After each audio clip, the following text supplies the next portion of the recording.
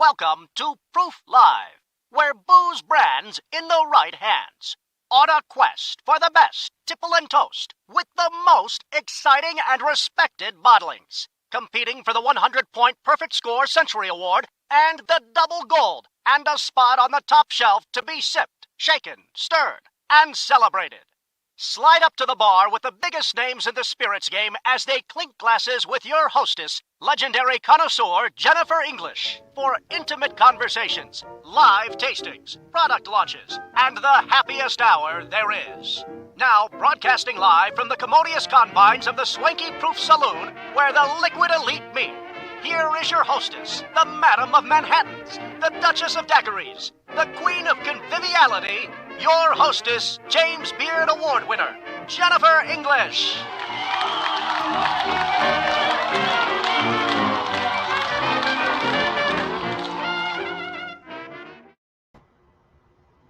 Well, hello, everybody, and welcome to the 2021 Proof Awards, taking place live in Las Vegas, Nevada, at the Westgate, the fabulous Westgate, home to Elvis Presley and so many historical moments in our popular culture. Why are we doing this? Well, because the Proof Awards have become one of the most important, prestigious, and telling awards in the spirits industry.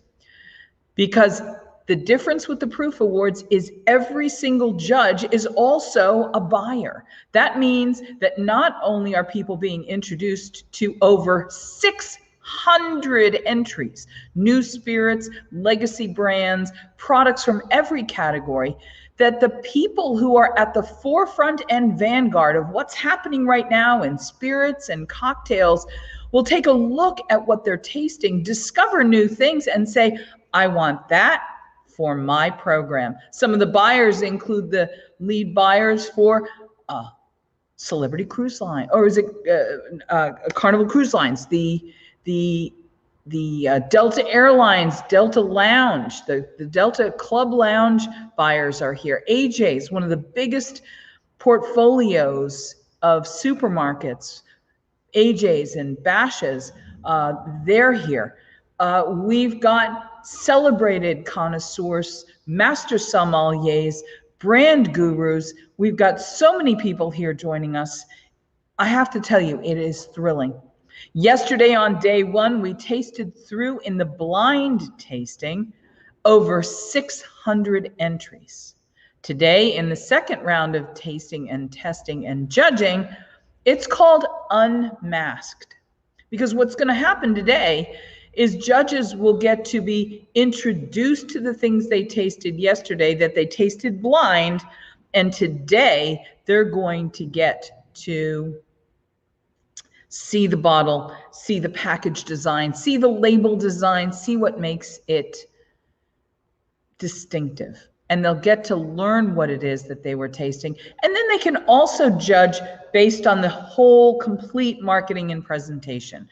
Does the bottle style go with what's in the bottle? Does the juice inside tell the story that the label tells you? There's all kinds of factors that will go into what's being judged today.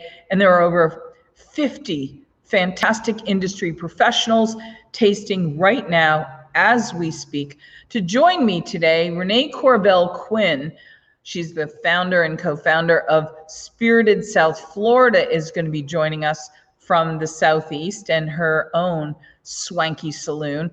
And we're going to the Pacific Northwest, where the one and only Sean Sewell, our friend, he's a broadcaster, writer, he's a collector, he's a consultant, he's a connoisseur.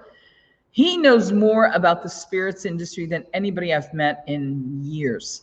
And he's going to be joining us now from his very own saloon. Just take a look behind his shoulder there. You're going to see what is arguably the very finest, broadest, and most delicious private collection anywhere in North America. And if it's not the best, I'm going to put it up there, because what he's done is he will show us what's happening in this industry. And I love your shirt today, Sean Sewell. How are you? So much. Very well, thank you. Thanks for having me. Focus, patience, and success. That's kind of an Olympic sounding, like higher, faster, right? What are we focusing and patient about with this? I think craft spirits. My love for craft spirits. I'm a massive proponent for what we're doing here in BC with the craft spirit movement.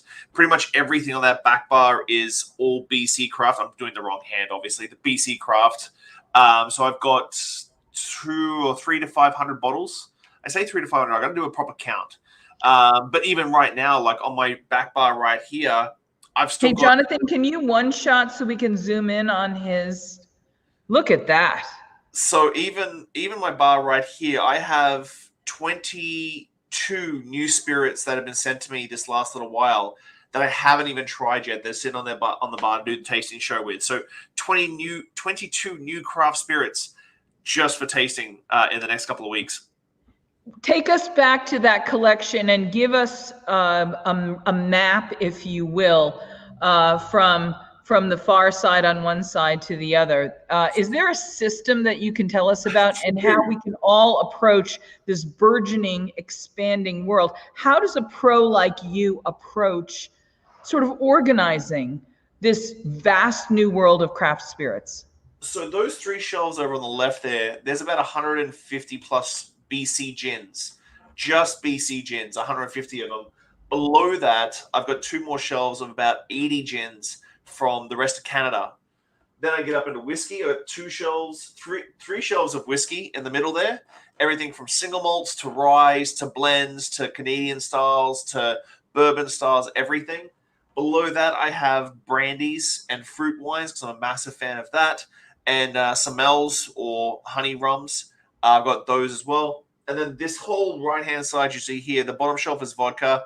And then I've got a bunch of Amaros, a bunch of liqueurs and herbal liqueurs and fruit liqueurs and other Amaros and Nocinos and barrel-aged Amarettos and everything. And then finally on the wall that you can't actually see is all my spirits from everywhere else in the world. So I have another 150 spirits from around the world. Well, I'm going to hang on one second.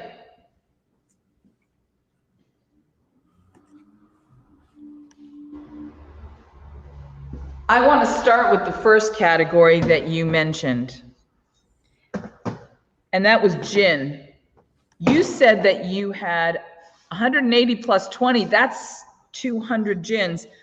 Gin, as most people know it, in brands like Bombay Sapphire, which is a London dry gin. Historically, gin was, the spirit that cocktails were made out of. And as the craft cocktail movement grew and developed, we rediscovered gin. Gin sort of fell off the popularity wagon in terms of sales and numbers for a while. And all of a sudden with craft cocktailing, it was rediscovered and we went from maybe 10 or 20 to 200. I'm right now, as people can see, I'm going to take a step back. Those are stills, and you've had a hand in these, and we'll talk about that a little later. But I'm actually at the Copperpenny Distilling Company. This is their Vancouver dry gin. We're going to talk about gin a lot today because it's something that's happening. This is a gorgeous bottling. It's the Citadel French gin. I don't know if we can call it a dry gin or not, but we're going to find out what that actually means. And then the Japanese gin Roku, which is really interesting, is going to give me very different botanicals. I don't know that if you said, what does that taste like? I couldn't tell you what a sakura flower or a leaf tasted like. I'd say it was floral or vegetal, but you might be able to tell me these things. But when we talk about this category of craft distilling and craft cocktailing, they kind of came up first, the cocktailing, and then the demand sort of made the craft distilling happen. Talk a little bit about your area of expertise, this whole beautiful craft world. I've been a bartender for 22 years. That's my main job, I suppose. I also consult on multiple projects, including the distillery that you're sitting in right now. Jen and Jan are fantastic. I did all their bar design and stuff in the front of house. But I consult. I just wrote a book. I'm going to have to get it out from underneath some clutter. I just did the BC Spirits cocktail book, which is fantastic. A book just about cocktails and distilleries in BC. So we got a beautiful cocktail picture, then sort of a guidebook / cocktail book. I just released that a couple of months ago. So for me, I've always had a love for spirits since I started bartending, and it just, as I've never tried to niche myself. As the industry expands, I try and expand with it. So I try and build out like, okay, so let's talk about spirits. And so I've helped develop a number of spirits here in BC and just continue to gain more and more knowledge. Like I'm continuing doing courses and certifications to continue my spirit knowledge. So for me, it's just a thirst for keeping myself as educated as possible and trying to be the best I can be. Let's talk about the definition. What is a craft cocktail and what is a craft spirit as it's now come to be known? I think that we can get into the legalities of all, but I think the purest definition is if someone's taking the care to create something, whether it be a cocktail, whether it be a beer, whether it be a wine, whether it be a spirit, and taking the care to understanding every little tiny facet of the process from the very, very start, whether you're fermenting grain from scratch or honey from scratch or fruit from scratch, all the way through to why did you pick that botanical in particular? Like you showed the Roku, great example of like really going in depth into Japanese culture and Japanese ingredients and utilizing that in a product. And so I think crafting anything is always about having that passion and that foresight to really follow it through all the way to the very, very end. So that the product at the very, like when you put, whether it's a glass in front of a guest or a taster in front of a guest, that you know that every single facet of that drink has been meticulously touched on. Listen, I absolutely have a mad industry crush on you. I love what you do. I keep trying to dream up projects for us to do together. And I'm thrilled you're here to join us today. Michael Politz, the publisher of Food and Beverage Magazine, is going to be joining us. He is live at Westgate right now. I just got a back channel message from him. They're getting ready to break for lunch. He's going to bring us backstage into the judging room. We're going to get to see some bottlings and some products. Michelle Tell, who's the co-founder of the Proof Awards, is going to join us as well a little later on. Of course, Renee Corbell Quinn is going to join us as well. But before we go back to Las Vegas for the 2021 Proof Awards, Sean, I want to talk to you a little bit about trends.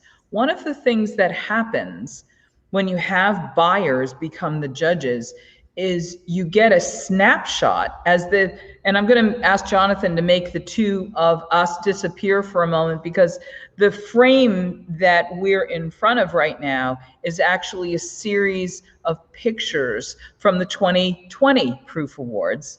And it's the table at the end of the event where all of the entries were placed. And what you don't see is that this table went along about 25 feet on either end of this. Now, I know you're such a pro that you'll see the legacy brands as well as some of the craft brands on this table, some entrepreneurial distilling efforts, as well as some really Hall of Fame potential. If you look at what we've got on this table here, things jump out to me like the Tempest Fugit bottle, and you can see some things. There's a range of colors. There's a range of brown spirits. There's a range of clear spirits. There's some in really remarkably distinctive packaging. But it gives us a snapshot of where the spirits industry is right now, right this moment. These are the categories: rum, moonshine, whiskey, some of our 100-point winners. The Century Award, they have to be done by unanimous vote. These are the extraordinary winners from last year, the 100-pointers. All of the spirits that are on the table today are in competition, not with other brands, but themselves against that 100-point standard, all trying to achieve that 100-point Century Award.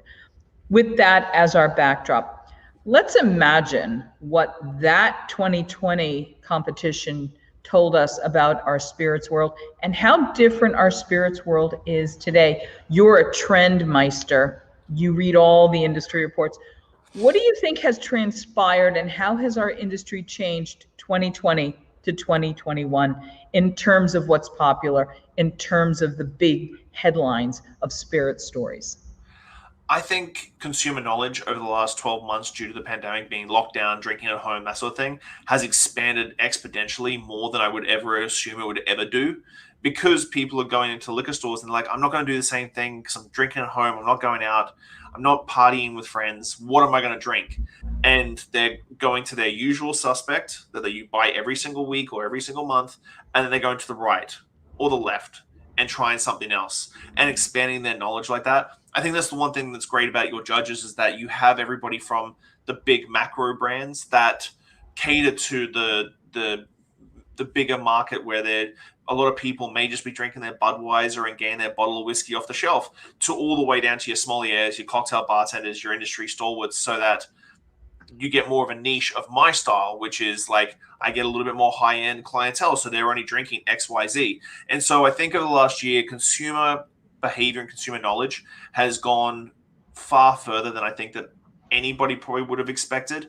To the point here in BC that Campari outsold Aperol, which is a crazy thing to think of, like, because everybody was making Negronis at home.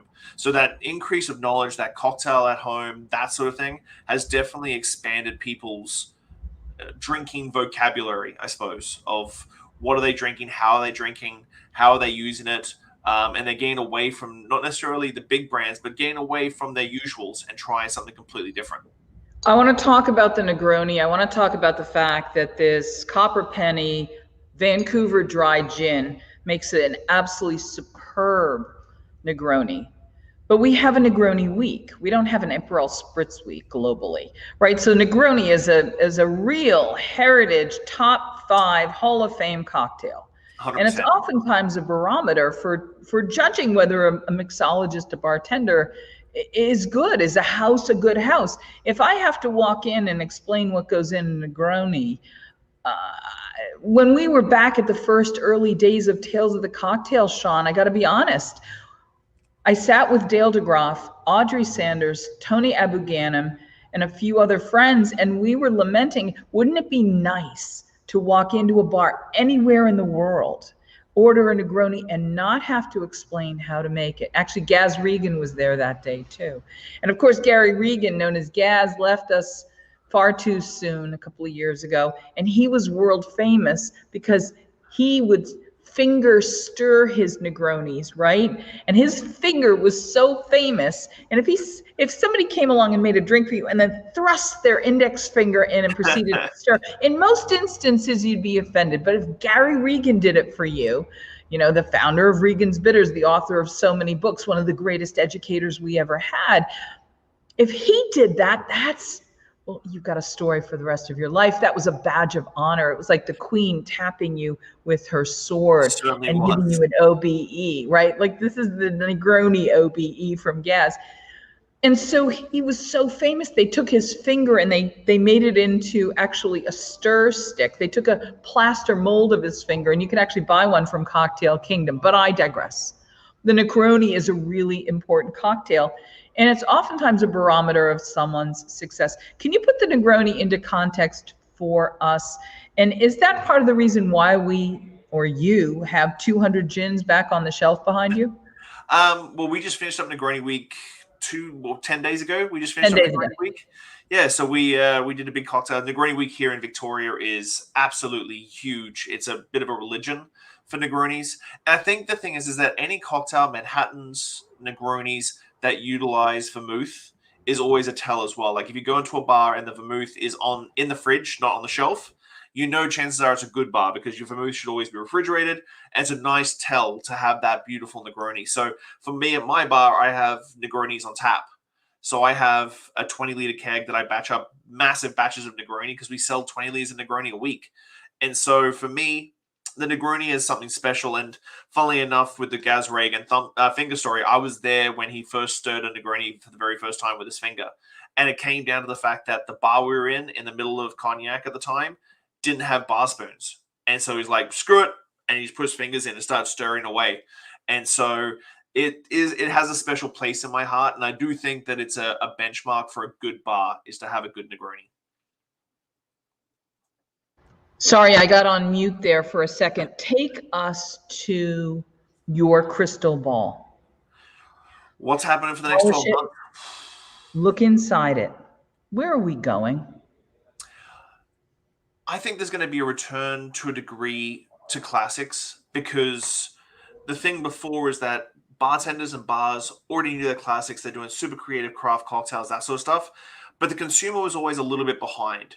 And I think during COVID, a lot of consumers caught up with their knowledge of what a good classic cocktail is, whether they were making it at home or they were watching videos or they're doing these Zoom teachings with a lot of well-known bartenders. So I think there's going to be a return of a lot of people coming in and going, you know what? I want a Negroni by you. I want an old-fashioned by you. And I think it's almost a return to like almost 12, 15 years ago when the craft cocktail movement sort of really started, that a lot of consumers are going to be going like, nope, I want to have a good classic at a bar. Right. And before they may have drunk something off the menu, or they would have drunk a beer, or they would have had a glass of wine. But now, because of this like massive lull period of Zoom calls and Zoom educationals and watching Instagram videos and falling in love with it, I know a lot of people on TikTok who are at-home bartenders who have become very, very prevalent because they really dive deep into classic cocktails. So I think the return of like lots and lots and lots of classic cocktails in bars is going to be a big thing. I want to talk to you because when we chatted offline about 10 days ago, I think you were at Clyde's in Victoria, one of the great bars in the world. I won't even limit it to North America. It's one of the great bars in the world. And you were having an event there. Is that, oh, there it is. There's Gary Regan's. Do you have one of those, Sean? I do not. We might have to get one for you. So let's talk about the 2021 Proof Awards. Yesterday, some of the headlines, and the reason you agreed to come on and speak with us today is I wanted to report what some of the big headlines were from yesterday's judging. The first giant headline was, as popular, because the whiskey category was always one of the biggest categories, not this year. The big surprise out of those 600 entries is that tequilas and mezcal as a category, the collective category of all tequilas, the reposado, the silver añejo, etc., and the mezcals, that is up 20% to be like one of the biggest categories this year. That's insane. That's a lot. That's a lot. Tell us what you mean when you say a lot, because you're in the business. To me, it just feels overwhelming. I can barely choose it now if I walk in and I see 2, 3, 8, 10 bottles. What's going to happen when there's even more of high quality? How am I going to learn? What advice do you have about how to choose something? Always ask your bartender. That's always the easiest way to get through, especially, or ask someone at the store if you're buying it from the store. Tequila's a little bit easier because there's the rules that apply to tequila. So you sort of know roughly.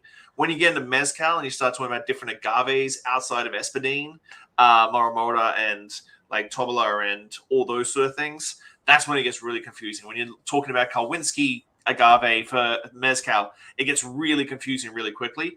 But it is an exploration. So I see tequila is always going to have a nice growth because I think gin and vodka at the one end of the spectrum, like usually clean, easy drinking, that sort of thing. You got whiskeys at the other end. Tequila and mezcal sit right in the middle, and I think with the market squeezing in, the next big trend is going to be this tequila and mezcal movement. Sean, now I got to say something. Astute viewers and listeners are going to hear your Australian accent, and there's a type of agave that grows in Australia. Is there such a thing as an Australian agave spirit? There's a couple now. There's actually a couple that have started cropping up in the last couple of years. So it's going to be interesting to see how that goes. I know in South Africa as well. South Africa has an agave spirit as well. So like you've got different countries with the same sort of climate as Mexico doing agave spirits. I think it's going to be a great growth thing. I think there's going to be a little bit of a la EU 10 years ago, with the EU sort of designating what cognac is, designating what champagne is, designating what cheddar cheese is from Mexico, which will be good. But I don't think there's any Australian or South African producers trying to chase this is a tequila substitute. They're trying to create their very own spirit as if they were making Australian whiskey. They're making. Do they have a long history of agave spirits in Australia and South Africa? It's kind of like there's demand, so let's see what we can make. Yeah, last 5 years at least. Okay. So it's interesting to say because like agave for tequila takes, I've heard 5 years, but 7 years usually to grow a tequiliana. But when you get into mezcal, it's usually wild grown and takes anywhere. Some agaves will take 35 years to grow to Right. maturation. So we've got to look at the sustainability of this massive growth that we've seen this year.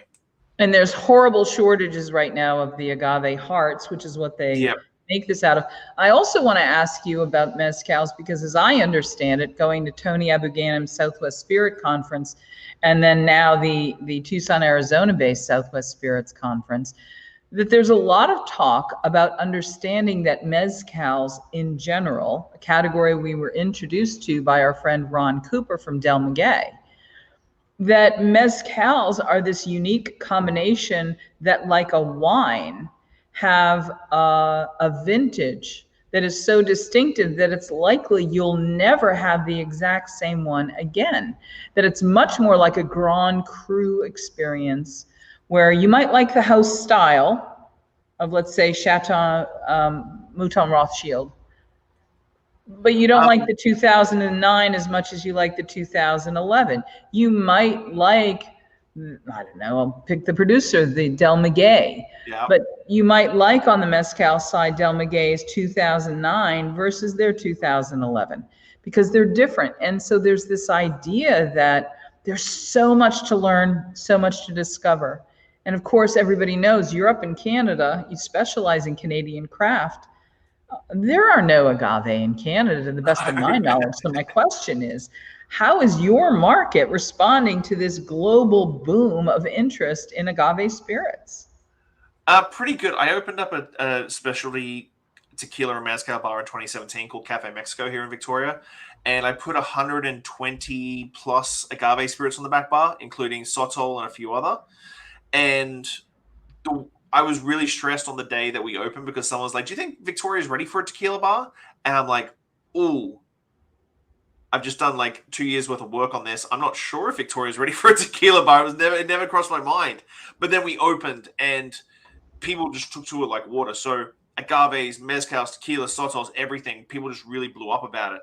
And the wonderful thing about mezcal that I is my personal love for it is that you look at a grape, it ripens in a year, it gets picked in a year, it gets made into wine in a year. That's the vintage.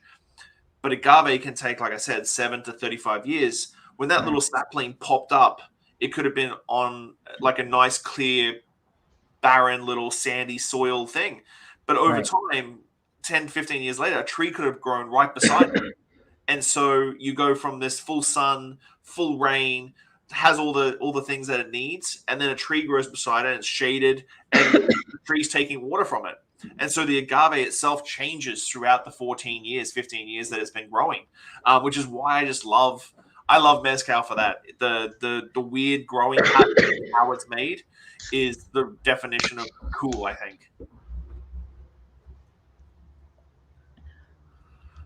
I have to tell you that in all the conversations we have, I would love to share with people just how comprehensively knowledgeable you are about a breadth of subjects. And so having you on with us today is really a treat for me.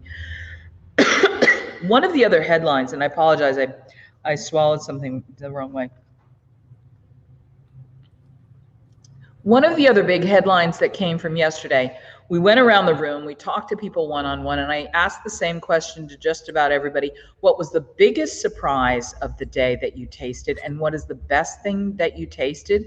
And literally with those two questions, I got just about the same answer from everybody, a rye and a rye. And one of the ryes was from Texas.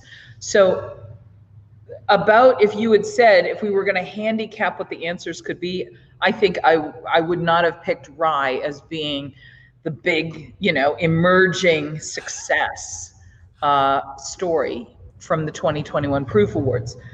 Can you take us to what on earth is going on with rye? And I think when we used to talk about whiskey, I didn't even know that rye was in the conversation, and yet here we are. I mean, bourbon, Canadian whiskey, I think rye was like one of those esoterics, right? Yeah, and I think it's the maturation of rye. Like for me personally, I'm a massive bourbon fan. I love my bourbon. I love drinking bourbon. high-end rye has always been interesting to me because I think it was always ahead of its time. Like $250 bowl of rye from Colonel E.H. Taylor or something like, I can make a high-end Sazerac with that. But I think it's the maturation. I think the maturation of the rye, and I'm not talking about how long it ages in the barrel, I'm talking about how it's accepted, has changed due to the fact that it has expanded outside of Kentucky. And I think people have started seeing rye from this mixing spirit that we were so happy, when we got Sazerac rye back. We're like, yes, we can make Sazeracs with Sazerac rye, or we got Rittenhouse 100, and we got this explosion of rye. But most of us, as bartenders anyway, used it as cocktail ingredient. Let's make it. And didn't a lot of people wake up to the category with the Whistle Pig? I think so, for sure. I think Whistle Pig definitely sort of pushed that, like, I'm going to drink a 15-year-old rye on the rocks, or I'm going to drink a 12-year-old rye neat. I think Whistle Pig was definitely a proliferation of that maturation. And again, it wasn't trying to be a traditional Kentucky-style rye. It was trying to be like its own American-style rye. Like, I'd love to taste this Texas rye. Like, I'm keen on that now because I'm like, okay, well, let's look at rye outside of just making good Manhattans. Let's look at it like an actual sipping whiskey, the way you would look at a bourbon. And I think that's one of the key distinctions to be made. I think rye to me was always something that was an ingredient, not a standalone sip. Oh, 100%. And I agree with that one. Like, when you mentioned that to me, I was like, okay, maybe I gotta, because again, being here in Canada, we have a massive rye and Canadian whiskey story. And so drinking high-end cask strength rye whiskeys from Canada has started to become popular in the last couple of years as well. But we don't see a lot of like those high-end, expensive American ryes. But I think rye's matured in, I think outside of Kentucky, the other states that are making a good rye, the reason why this maturation has happened is that people are trying Texas rye, and it may not just be that super rye bread, lemon peel, black tea sort of notes that you usually get from your Kentucky ryes. It might have some other notes to it. Will you tell everybody what rye whiskey is and how it's defined? We know that bourbon has, as the American whiskey, literally a United States congressional legislation that says what it has to be. Do we have that same sort of codification for rye? And what is rye? What does it taste like? Rye is very, very similar. Rye is very similar in that way. Has to be 51% rye. Has to be aged requirements. A lot of the bourbon rules for Kentucky straight bourbon can definitely be applied to the rye whiskey movement, but it's just swapping out the corn with the rye. And I think that's always been an interesting thing as well. Like for Canadian whiskey, that we do the individual distillations and we blend post aging, but American rye, very, very similar rules to the American bourbon rules, just swapping out that corn for rye. Renee Corbell Quinn, my co-host for the 2021 Proof Awards, is here with us. Sean Sewell, please meet Renee, because Renee is one of the leading women in the world in the area of spirits. She's the founder of Spirited South Florida, and herself an aficionado of the world of rye whiskey. Although this is Bourbon Heritage Month, she's done a really noble job of hosting a month's worth of tasting discussions and rooms on Clubhouse. And we haven't even talked about Clubhouse, which is how, Sean, we met you in the world here.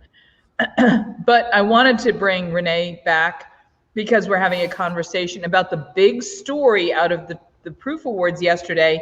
Every judge said the best thing they tasted was a rye, and their biggest surprise was a Texas rye. Renee, welcome back. Hi there, Sean. How are you? Pleasure to meet you. So I'm a rye girl. I definitely grew up on rye. I love rye. And if it wasn't for the 30 days of bourbon, I probably would never give bourbon a second chance. But I have this month, and I found some nice high rye bourbons that I like. But I cheated a little. But yeah, I think rye is coming to its own. And I think it's something that people need to not be afraid of. I like when I taste a spirit that it's in my face and I can experience it in different ways. And I think rye also is great for cocktails. I generally get my old fashioned with rye. of course, Manhattans, Paper Planes, a lot of the classic cocktails. But rye and whiskey sodas are coming back here in South Florida. I love to have a good soda. So you need something like a rye to hold up to, pouring in some soda water. So. But Renee, I marvel, you are a rye sipper as well as a rye blender in cocktails. Yes. But in terms of rye highballs, I think it's an entirely new discovered category for people.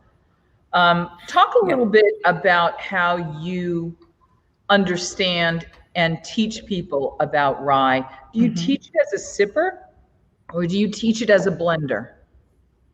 I start with any spirit.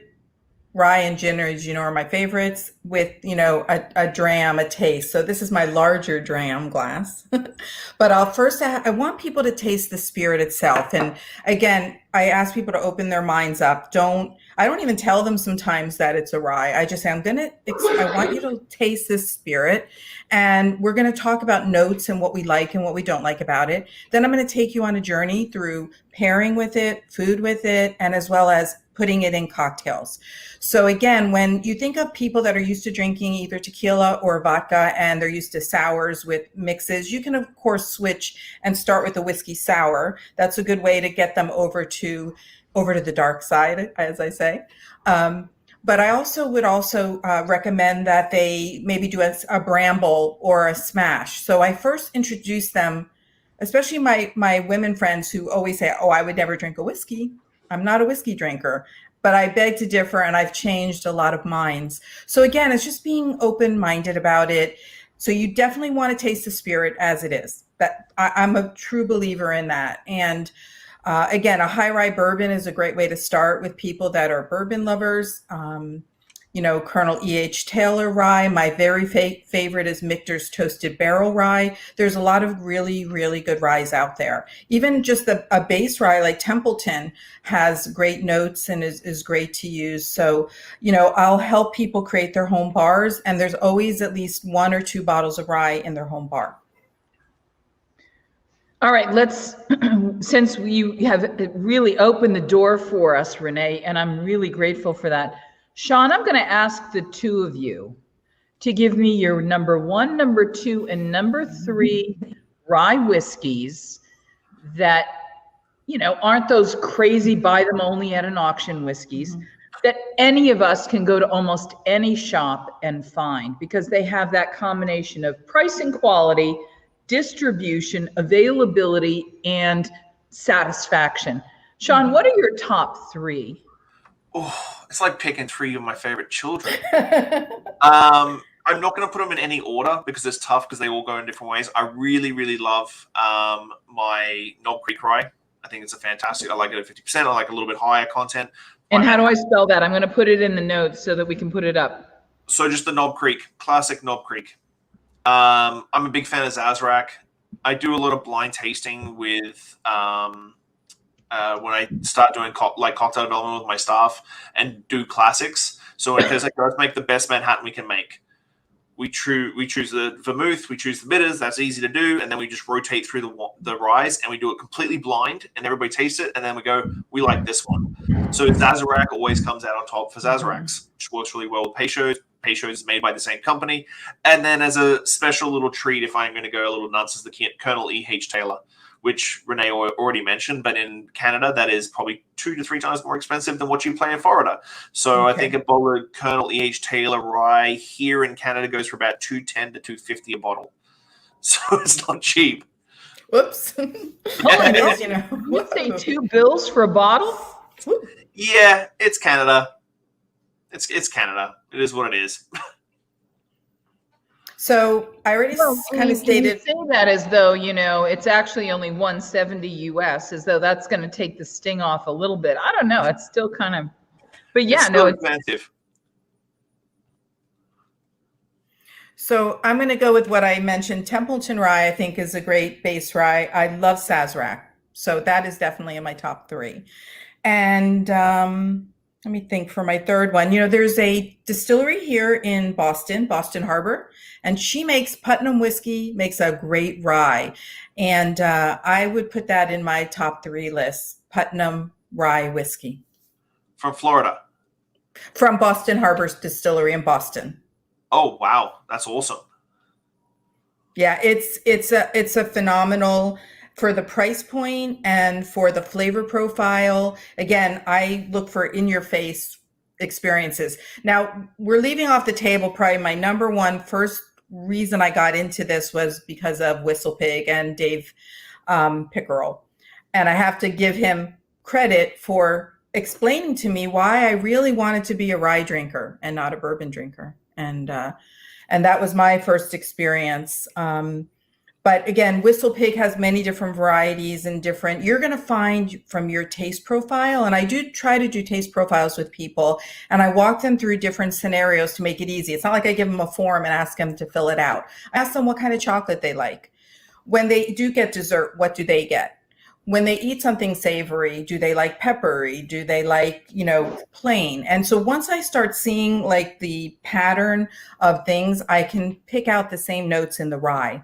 And then the first time you sip anything, especially if you haven't eaten anything, it's going to burn, right? It's going to kind of wake up all your taste buds. So you have to sip it properly. And I've been through wine tastings, which taught me how to drink wine properly, and whiskey tastings. But I think it's not about just the swirling and, taking it in. I always say to people, it's almost like you're going to swallow it, but you kind of want to breathe it through your nose at the same time. And they look at me like I'm crazy. But once you take away the foofiness and you just say, look here, it's like anything, if before you, push it away, try it.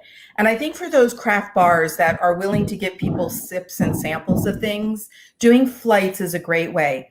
So if you want Old Forester, but you don't know which Old Forester, if you go to a place that has a couple of the different expressions, they'll give you like a sip size and you'll end up then trying cocktails with that. So again, like an Old Forester rye is actually really good. And I didn't include that in my 3, but that would probably be my number 4, Old Forester rye.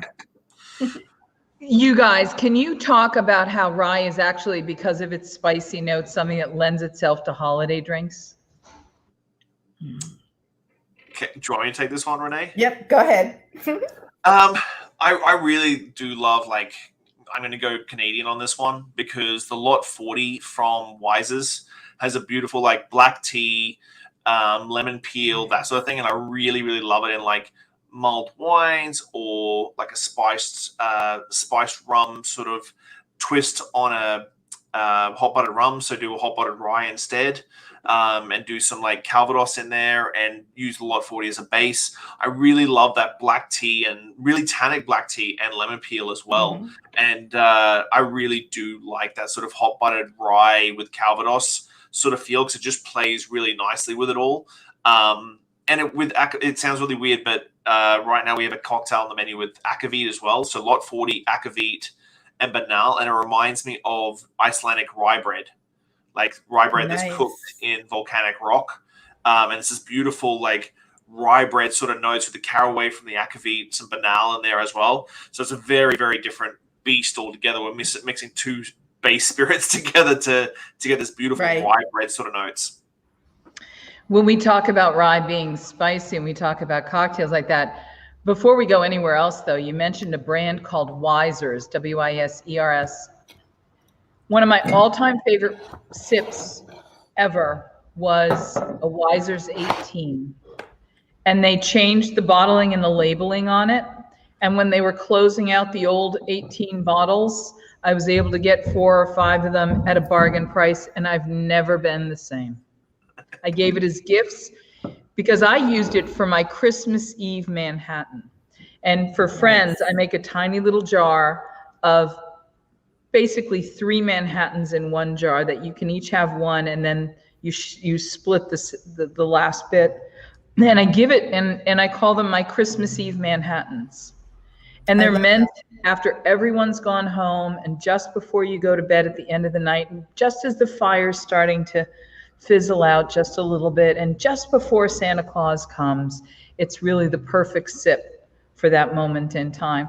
And people loved it. And for years I did the Wiser's because I found some and it was affordable and it was so delicious. And people were like, I never liked boozy cocktails. I never liked Manhattans. I never liked brown spirits, and but I loved that.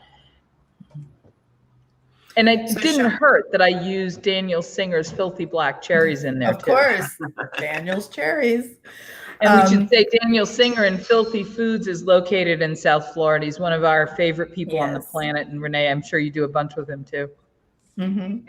His maraschino cherries, which maraschinos get kind of they don't always get, people tend to push those off for those Amareno, beautiful dark cherries, but his maraschinos are amazing. So, Sean, I love tea also. And we were yesterday with Miriam talking about tea. So I've been infusing teas with my ryes, but someone actually did it for me. And I've been drinking Immortal Rye by Few. Nice. So this is going to be one of my holiday bases. And I'm working with fig. And I'm working with smoked hibiscus syrup because I need to bring Florida in. So I'm picking things that are Florida. So that's going to be a new cocktail for my holiday Manhattan trio. Let's do that, Jennifer. Let's do a Manhattan trio for the holidays. Well, the other thing I like about it is the hibiscus, as tropical as it is, it actually serves the same purpose that a cranberry juice does. Mm-hmm. When you add a splash, when you heighten that astringency and that pucker, that gentle sour, that bright, particularly bright note that it gives you. That's one of the beauties of hibiscus, is it gives you a very cranberry mimic. Right. So Sean, as a curator, I'm a home bartender. I apologize. I didn't shut my phone off. We didn't hear it. So, one of the benefits I have is I have all these people at my disposal and chefs. So Daniel Diva Barbecue, she makes me my hibiscus syrup. So I have go-to peoples that make me my tinctures and my saccharum. And I'll say, hey, I want a little passion fruit with the lime in my saccharum. And then magically I get these little bottles showing up at my door. And then so that's how I put things together. I come up with the ideas and the flavors, and I put people together, and then I watch the magic happen. And I'm really excited to actually get to plan some holiday pop-ups this year. I'm going to be working with my favorite little speakeasies, and Manhattan is definitely on the top of my list. Rye is on the top of my list. And one of my secret ingredients, Sean, is I use rum. Sometimes half rum, half vermouth. I change up the Manhattan. I find a nice barreled rum and sherry Oloroso casks really can round out the rye a little bit, especially if it's a hot rye. Sometimes that really, like something like Whistle Pig can be a little hot. So again, I still want a balanced cocktail. And so I find that rum plays really nice. And I call those R&R, like rest and relaxation, rum and rye. I love that. So what else are you doing there? Like, what would you be doing for the holidays? Say a nog or something that, like, we do a lot of things with nogs, and I've been using the George Washington original egg, recipe. If you've ever looked that up on whoa. That sounds really historic and completely. It's historic. Fabulous. And do you use my husband George Washington Laird's Applejack with that? We use everything that we can find, and with recommendations from him. And my husband actually enjoys making this nog. And again, I have a lot of friends that make coquitos here in South Florida, but I put my nog up against their coquitos anytime. I laid down Jeffrey Morgenthaler's eggnog to age for a couple of months. So I'm going to look for that. I've done Morgenthaler's eggnog for a 3-month aging period. So she'll be coming out just the week before Christmas. And do you refrigerate that? Of course, yes. So añejo tequila, sherry, heavy cream, milk, eggs, a little vanilla, and then blitz it, bottle it, and let it sit for a couple of months. Nice. My tequila friends will like that one. Yeah. But we have a crock pot as well, so I can do hot drinks whenever I like. I can just put a crock pot on my bar top and just do a hot punch. I like that. So let's talk about warm toddies. Let's talk about speakeasies. Let's talk about the clandestine, this sort of let people in on the joke or the secret. Renee, in in the next few issues of Proof magazine. I know you've got lots of stories coming, but you hinted, you kind of gave us a scoop yesterday that you've been focusing a little bit of attention on speakeasies. What can you tell us? So speakeasies from the past are one thing, but I'm educating people on what a speakeasy today is. And there are elements to me. You can't just call yourself a speakeasy. There's definitely elements that, for me, that are classic cocktails, handcrafted, the music, the glassware, the venue, whether they have a secret entrance or not, it does have to be something set aside at a special part of the restaurant or bar that isn't necessarily easy to get to.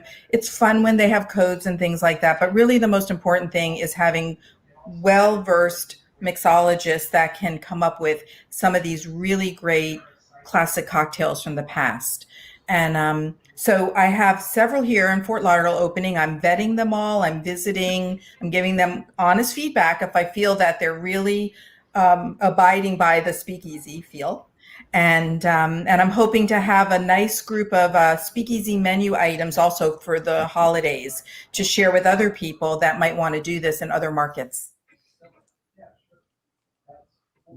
In some ways, Clyde's is almost a speakeasy because it's got that feel. I mean, it really does. I don't know if it was intended to be that way.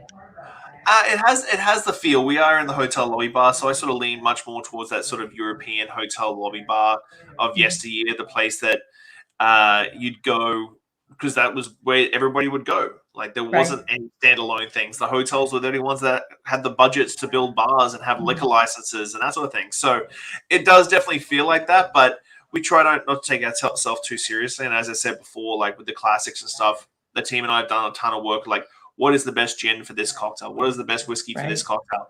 And the whole team, my floor staff, everybody, my chef, all come in, taste everything, and we vote on it democratically. And so that then becomes our house spec. And so creating these cocktails that are like as near perfect, in my opinion, as I can get for my house, my bar, is sort of like the big thing for me, is not getting caught up in the trend of what brand is really cool right now. We should use that in a cocktail. Like, what is the best brand for XYZ cocktail? I agree with you. Especially gin, that's another subject. When I go from rye to gin. And so I pick one for the night for my adventure. So I don't really switch between my spirits, but I'm really excited about gin. And I'm working on an article for January about, I figure, new year, new gin. And I am really wanting, again, like I have done with rye, that's the other spirit. When I mention gin to people, they're going to tell you that, oh my God, gin makes me crazy. Gin, oh, you don't want to see me. After I've heard gin. the phrase gin makes me mean, but I've also heard people say gin is mother's milk to her. I mean, it really can go in almost any direction. I'm going to ask both of you, since we started this conversation in this segment of our coverage on the topic of gins. And by the way, Renee, before you joined us, Sean, can you just twist aside one more time and show Renee your 200 selections of Canadian gin? We're not even talking about global gins. I need to visit. So those 3 shelves are just my personal collection. It's about 180-ish, maybe some more now, but 180-ish Canadian gins. Just BC gins actually right there. Okay. And then there's 2 shelves below it of about 80 Canadian gins. Nice. So I'm going to ask each of you the hard question. It's holiday time. You're going to go to dinners. You're going to go to holiday parties. Instead of bringing an ordinary garden variety bottle of wine, step up your game and bring a new gin. Bring a favorite gin. Bring a gin that you think everybody should have in their own home bar. And I'm going to ask you, what's the number one gin? Like, what's the most versatile, delicious? Everybody should have this. And then what are the other 2 from other categories? I'm going to give each of you a chance. What are the 1, 2, 3 gins for you? I'll let ladies go first on this one. Okay, number 1 from Scotland, my very favorite gin from Bruichladdich Distillery is The Botanist. I think The Botanist embodies everything that I think of in a gin. And I love the flavor profiles. I love the smell. I love how it mixes. I love it in a gin and tonic. I love it in a Any kind of gin cocktail, but that is my number one. Number two, your traditional, you need to have Beefeaters in your bar. I mean, that's the one I grew up on. That's the one my dad had in his bar. That's the one I had my very first G&T. So that's just you have to have that one. And my third one, there's so many unique gins out there. This is going to be the hardest one. I'm going to go with a rose gin, and I'm going to say Glendalough gin, again, from across the aisle. I'm very impressed with the botanicals and the effort that they put into that gin, and I love it in a gin flip. So those are my three. Gin flip. Appreciate the gin flip. Oh, Jennifer, you're on mute. Sean, I've really enjoyed getting to spend this time with you today. I'm going to ask you the same question. Tell us about 3 gins you want everybody to be able to collection. Well, again, this is a tough one. I think Plymouth. I was tossing up between Plymouth because it's a nice citrusy gin. Roku's another nice citrusy gin, so I was tossing up between those two. I think Plymouth for me is super underrated right now. Like, it doesn't get grouped in with the Beefeaters, Bombays, and Tanquerays. Plymouth gin is like one that I really, really love in a lot of classics. I really, really love Plymouth a lot. I love what New York Distilling is doing in New York with the Dorothy Parker. I think it's a fantastic, bold definition of an American-style gin. And then I'm going to finish it off with a classic, with Tank 10. I really love Tank 10. I have it rocking in my well, and it's a fantastic little number. So it would be Plymouth, Dorothy Parker, Tank 10. And on the horizon, a brand new gin we want to tell everybody about. Yes. Copper Penny, yes. I'm looking forward to trying that one. I love Tank 10 too, and Tank 10 came out because, of course, when I was a banker and we would go out, it was always Tanqueray and tonic. It wasn't gin and tonic, it was Tanqueray and tonic. And I just remember the first time Tank 10 came out and the bottle, for me, it's the whole experience, the bottle, the reading about it. I want to see that bottle. I make the bartender, give me the bottles. Let me see the bottles. And Sean, we have one of the greatest tag teams in the history of the spirits game. Sean Sewell, I want you to meet Aaron Doc DeFeo, James Beard Foundation honoree. He's the founder of Little Rituals, one of the greatest bars in the world, located in Phoenix, Arizona, right across the street from the ballpark on the 4th floor of this crazy enterprise. It's just a Hilton Doubletree Hotel, but he's got this incredible place. He's got a soda machine that he fills with these incredible bottled cocktails. He's got a mastery of classic cocktails. And if there are 2 guys that need to know each other, it's Doc DeFeo and Sean Sewell. Sean Sewell is located in Victoria, British Columbia, Canada. He hails originally from Australia. And Sean, will you show Doc one more time the 200 bottles of gin alone in your bar? So that, right, oh, this way. There we go. All that. I'm going to have to up my gin game. Sean Sewell is leaving us now, but I got to say, it's been really fun having you here. Thank you. Thank you so much. It's always nice to hang out. Thank you, Sean. I look forward to visiting. Please, when I can soon. travel. Find me on Instagram. I will. So, Doc, you've been tasting all morning, day 2. You don't look any worse the wear, but I got to tell you, I see a little bit of the fatigue on your face. Hey, there he is. God. Hi, Michael. Uh-oh. Hi. Brace yourselves. Ladies and gentlemen, let's do a quick reset. This is the 2021 Proof Awards broadcasting live. We've got wall-to-wall coverage on the 4 corners in Las Vegas at the fabulous Westgate. Michelle Tell, she is the founder of the Proof Awards. In the middle of today's day 2, the Unmasked, with publisher Michael Politz, publisher of Food and Beverage Magazine, publisher of Proof Awards. One of the great judges is with us, Aaron Doc DeFeo. Renee Corbell-Quinn, one of the monthly contributors to Proof Magazine. I'm Jennifer English. I'm your editor-at-large of Proof Magazine, and we are almost there. The end of this incredible journey is in sight. Let's get to the biggest headlines, Doc. What was the best thing you had today? Yes, how did you know that? I'd say one of the things that we loved the most was a really fantastic 4-grain bourbon. It was outstanding. It had these wonderful notes.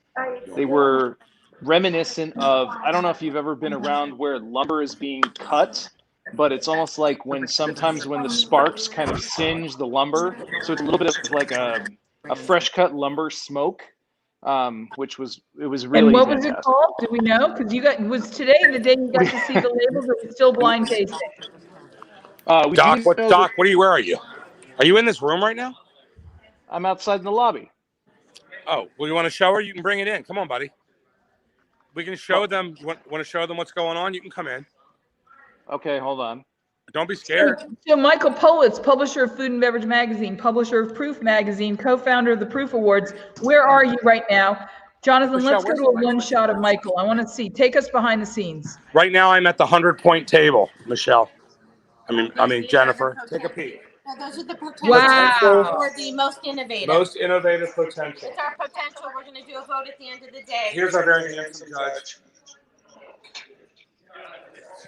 All right, Doc's going to go over everything with you, Jennifer. I got to keep Michelle and I got to keep setting up stuff. So go with Doc. That is fantastic. Doc, what have you got for us? You're at the 100 points. Well, I'm not going to go over absolutely everything, but one of the things that we were talking about here is this St. Liberty 4-grain bourbon whiskey. Was it sensational? You can see this. It was really fantastic.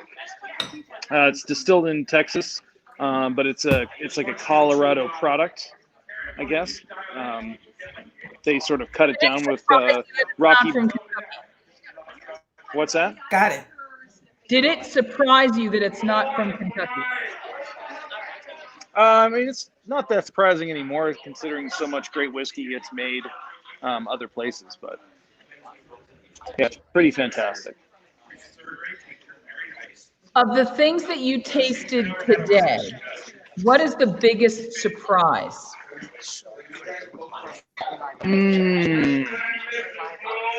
I think there were a lot of kind of quote unquote value brands that we tasted that were actually quite fantastic, including some American brandy that I think everybody thought was really great for the price.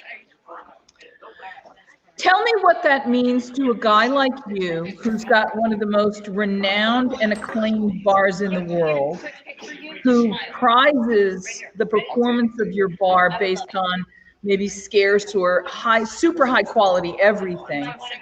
What does that do to shift your thinking and attitude about the market and what's out there? And in particular about value brands. How does that shift you today to see something like that?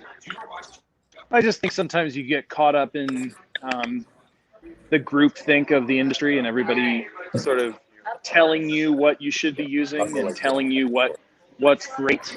And sometimes you have to reassess for yourself. And it's interesting to be in a room full of other industry people and watch them also be sort of surprised by the things that they picked that they liked. When they might never pick those, they might push away. If a distributor was to come by with that product, they might just say, no, I'm not interested in trying. No, I'm not. Do you think you know it? How important is this a reminder to everybody in the industry to be open to rediscovering things you thought you knew? Yeah, I mean, it's of paramount importance, and I think that's the great thing about a tasting like this.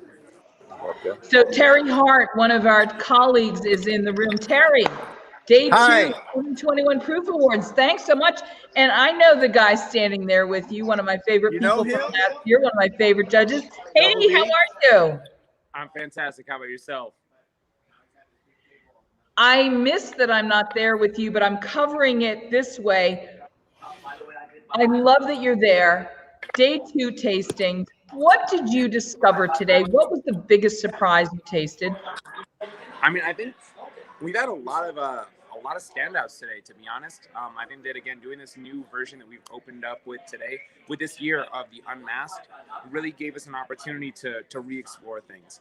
I think that before, when we were shut down, only being able to do the blind tasting, it didn't give us the full understanding and the scope of the product. We've seen things that maybe we didn't notice when we were tasting originally that caught our eye visually and brought us back to these bottles to give them a second try. And when we get to take in the entire package, as it's called, it really made a huge difference for us. So here's my question. If you got to take one bottle home, not because it was worth a lot of money and you wanted to impress somebody, but if you could take one bottle home because you just loved it so much, what's the bottle you want to take home that you tasted? One bottle, because there's actually I believe it was a mezcal. And the sad part is it's not labeled so, but the bottle is beautiful. The product inside, I'm going to run over and grab it. And I'm going to bring it back. Yeah. Terry, how are you? It's so good to see you. Thank you. I'm doing great. This has been a great event, and I have to be an advocate for all these products. I sold a lot of them into it, and so I'm here trying to talk to the judges, give a little backstory if they don't know something about a product. I'll say, hey, that product comes from this producer, and it's to me, the response has been tremendous. And here we go. Where'd you go? Did you find a bottle? Well, Terry, you've had over 600 entries. You've had a hand in relationship with a lot of these. Can you just walk us up and down a couple of tables? Don't tell us how they performed. Just show the audience just how vast. Can you flip? Can I flip this? Turn the camera and show me the tables and show me the products. Okay, I'm going to show you something here. Can you run down the? Oh, look at this. So gin, yes. This is a little lower. There we go. A little lower. Yeah, you see that the Mahone. People were loving the taste of this. And another one that is really good. This is one of my clients. This is Highclere Castle, and that's Downton Abbey, isn't it? It is. It's Downton Abbey, and actually the owner. This is really called Highclere Castle, but it is from the show Downton Abbey. And the owner, the producer, she's royalty in England, and so this is her gin, and it got high marks. The taste is delicious, and also the bottle is absolutely awesome. Wow, that's beautiful. Yeah, and then we love the next to it. Show us next to that. That's a Citadel. Take us down the line. And those are the George Manska glasses. Those are the neat glasses. These are the official. Would you show everybody the official judging glasses being used this year? Yes, and I'm not going to use it, but I will show you the glass. And this is designed to cut off the alcohol so you don't numb your nose. And the way it's designed is you can, if it's a little cold, then you can cup it like this and warm up the liquid, or you can hold it on the side.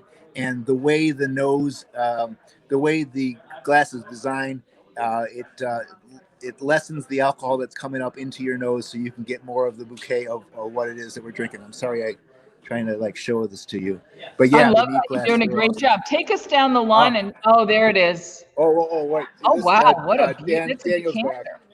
So we found the bottle. Isn't that beautiful?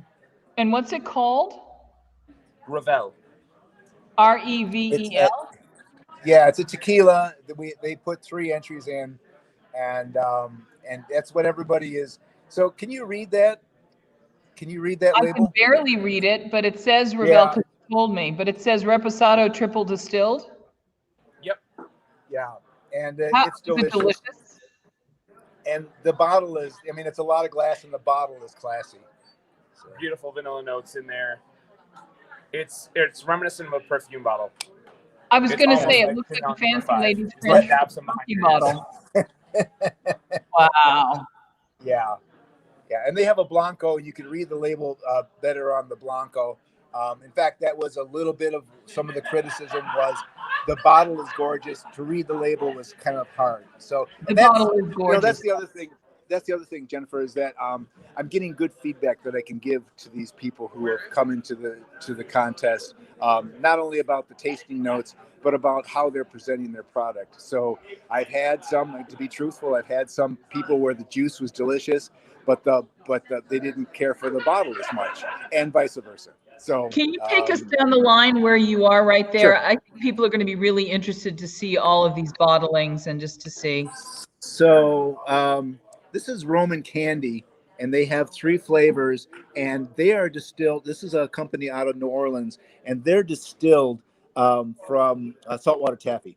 There's a Oh, wow. saltwater taffy cart that makes its way still these days. It's over 150 years old or something like that, and you can see where I'm pointing this, and that's what the label is. And again, we got some comments that the juice was delicious, and they weren't so sure about the label. But again, these are notes that I'm going to be. And of course, there's Paul Menta's Key West. Key West, yeah. And to tell you the truth, I wasn't here for all the comments, all the judging, but certainly. And then you've got Island Vibes. We love the Island Vibes. What else have we got there? So I'm going to move down the road a little bit. Let's see. I got to tell you, this is always scored high. This is Bandero Tequila. Not only was the juice delicious, okay, there we go. But people were loving the canteen look. It's kind of, I don't know if this is real leather or faux leather, but it's a wonderful tequila and great marketing. Look at this. Wow. I love this. Bottling. I wish all my friends in the spirits business could see these. What a great opportunity to see all this remarkable packaging. Oh, really, and that's really the whole point of this. I think that's the brilliance of the Proof Awards is just to see the whole. What happened to me in the past is in past years, people would go, "Hey, I really like that ABC vodka. How do I get a hold of them?" That put us in the middle. So what these guys decided to do this year is do the Total Package Award, where we take it out of its paper bag, put it on the bar. They get to see the label, the price point, so not only the taste, but they're looking at the whole, and then business cards, so that people is that the Código? Did I see the Código? Yes. Yes. This is boy, the Código is pretty tasty. Tequila. Yeah. Yes, it was really highly regarded. I don't know what medal it's going to wind up with, but I know everybody loved the taste and they love the bottle. You can't see it, but this is. Yeah, I love that bottle too, with that sort of that pieces of 8 kind of classic coin of the realm. Really, and it's simple. It's a simple bottle. Not that being a bottle that has more to it. Like, here's this is an interesting bottle. This is called 3 Point Tequila, and I don't know if you can make it out, but this is a basketball, and this is the hoop with the net. There, maybe like that. So that's what this is. Interesting, innovative. We're getting a lot of innovative products like this. Yeah. Huh. What else have we got? I love that you're taking us through this lineup. I'm sorry, what'd you say? I love that you're taking us through this lineup. We are live at the 2021 Proof Awards. I'm Jennifer English. I am the editor-at-large of Proof Magazine and Food and Beverage Magazine. And Renee Corbell-Quinn, one of our monthly contributors. Renee, I love that we're seeing what's there. Don't you love this? I do too. I love it. I've actually seen some of those. The Citadel Gin, the Highclere Castle, some of those gins, as you know, are on my hit list. Okay, now wait a second. I noticed that the TX bottle looks almost empty. That must have been popular. Oh, yeah, this was popular. Good eye, Jennifer. Good catch. Yes, this one was, people like to taste this one a lot, and I think it did really well. Again, I don't know what any medals were yet. I'm just getting kind of feedback as I walk around and talk to some of these judges. And Terry, I want you to show everybody the top of that TX whiskey because they do something very distinctive on the tops of those caps. So look at that, Renee, at the top. It looks kind of like leather because it is scrap leather from a Texas boot manufacturer. And these marvelous caps, which are cork caps underneath, they have this rescued, upcycled boot leather on the very top. So this kind of looks almost like an ostrich skin. Terry, if you can tilt the bottle. Okay, there we go. Yeah. Isn't that cool? Yeah, very nice. There. I like the bold labeling too. You know exactly where it comes from. Yeah, no mistaken. No mistake. Yeah. So let's move down the road. In fact, I'm going to. This one. People really like this. I was standing next to the judges when they did this. Wait, coffee whiskey? Yeah, and it tastes, and people were really excited about the taste. So, yeah, there's some Interesting. good stuff here. Let me go talk to somebody and see if I can get some comments. Oh, that's from okay. one of Show our us the judges. rest of the bottles and then we'll do Oh, some commentary because you're all going to lunch soon, aren't you? yes, yeah. So No, show no, us more bottles before we take our lunch break. okay. Very good. So, well, here's the Rebel again. If you put your hand behind it, I don't know if you're seeing And this. you, yeah, you This can is their totally see Blanco. that these You things. know, a little bit easier to read. These ISO, they scored really well too. Tequila. It's a habanero tequila right here. I love that you're taking us down the line to see all these bottlings that are in competition. I'm going to go over to our next table. 1 second. And we had some great non-alcoholic entries. I love this company. Okay, wait a Sexy second. There we go. AF. Is that Yeah, non-alcoholic? yeah. So I'm talking to the woman and telling her all about the contest, and I kind of read the website just really quickly. So I'm thinking that means sexy is boop, and it doesn't. She goes, about my third conversation with her, she goes, and the AF stands for alcohol free. I go, yeah, of course I know that. I didn't, but and look at that, it's really catchy. That looks Frisky great. whiskey, triple sexy. I don't know if you see this. The titles of these things, they are aperitifs. That's an aperitif. So anyway, I love that. This is That's great. fantastic. Wait, I'm looking over the camera to see what I'm focusing on. So I apologize if I'm not having great. This got a good review. Well, we can go back later, but if you need to wrap it up, we can do that for you. But I just Yeah, wanted to say thank you so much for taking us through. You've my given us pleasure. Oh, it's more been than a great. glimpse. Renee Corbell Quinn and I are going to continue, but Terry Hart, thank you so much. You bet. Thank you, Jennifer. Talk to you later. Cheers. Okay, Renee. All right. What did we just see?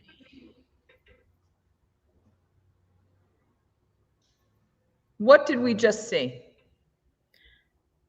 I have to tell you, I'm very impressed with that lineup and all the different. First of all, I love the unmasked side to the competition. That really, when I first was reading about the difference with Proof Awards and some of the other awards, I like that you're competing against yourself, but you're also getting to show now not just the sip of your spirit, but what you put together, the packaging, the labeling, the bottle, all those other elements that I do believe influence people. Sometimes it's not just the taste. There's a whole experience in that bottle. So I that's a kudos to people that put so much effort into their marketing. And I think that sets Proof Awards apart.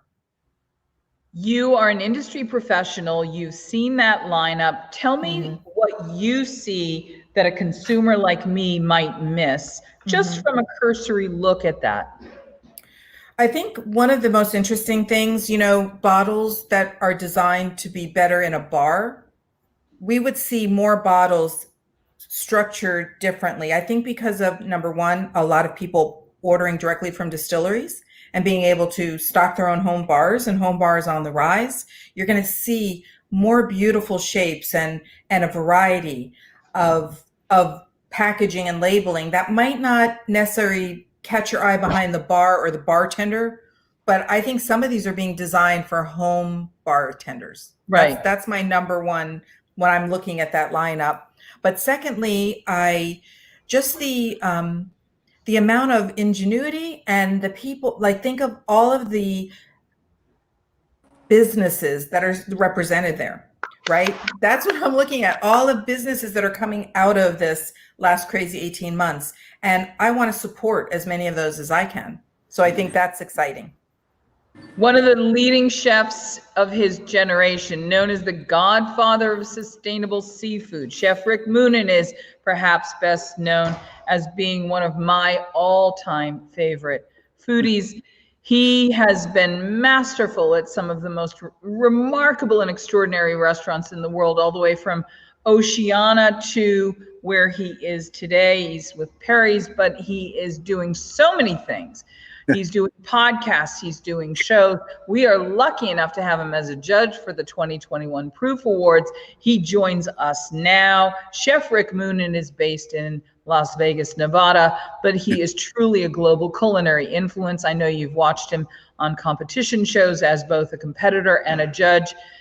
He's tough to beat, and he's easy to love, and his food will make you swoon. He is the one and only Chef Rick Moonen. How are you, Chef?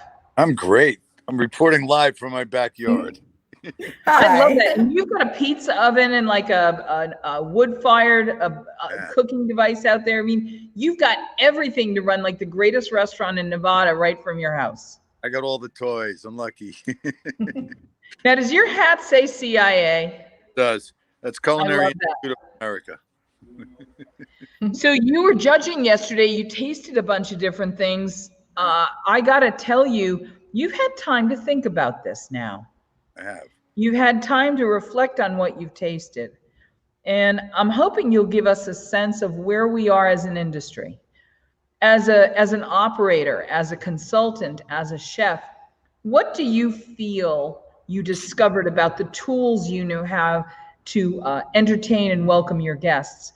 What did you discover yesterday? Wow, yesterday. Let me see. Well, we were tasting, some high proof spirits, some lower proof spirits, in the form of ready to drink cocktails. They have a specific name in that category. And some were very, very interesting and very good. And some were just like, it tasted like the can they came in. So that all over the gamut. And that's interesting, because there's a lot of brands, and there's a lot of great brands, and you need to taste through them all to give yourself a sense of where things are. Right. I tasted something today that I've never had before. It's called what is it? It's Singani, Singani 61, and it's an eau de vie or a brandy. Wait, what's it called? Singani. Singani, and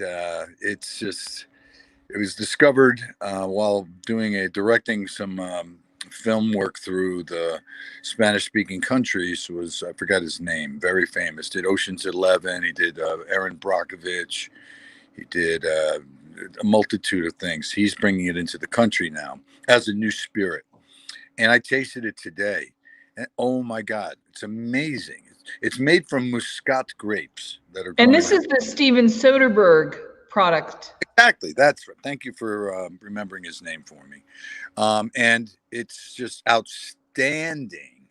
And it's got a real long minerality to it at the very end. Yet it's so floral because of the Muscat grape, as you know. I mean, that's Moscato d'Asti or Asti Spumanti or even Baume de Venise. It's a beautiful, big, aromatic grape that carries flavors of stone fruits like peaches and pears, and it's absolutely very distinctive.